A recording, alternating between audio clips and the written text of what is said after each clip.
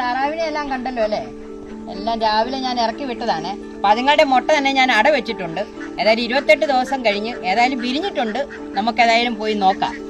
എന്റെ സ്വരം കേട്ടതുകൊണ്ടാണെന്ന് തോന്നുന്നു നമ്മുടെ താറാകുഞ്ഞുങ്ങളൊക്കെ കരയുന്നുണ്ട്. അതായത് ഇങ്ങനെ ഒന്ന് പൊക്കാവേ നമുക്ക്.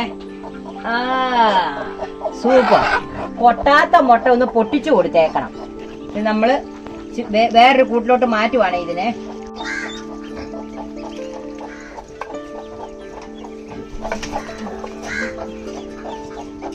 നമ്മുടെ താറാകുഞ്ഞുങ്ങൾ കണ്ടോ, 11 ഉണ്ട്. കാണാൻ എങ്ങനെയുണ്ട്?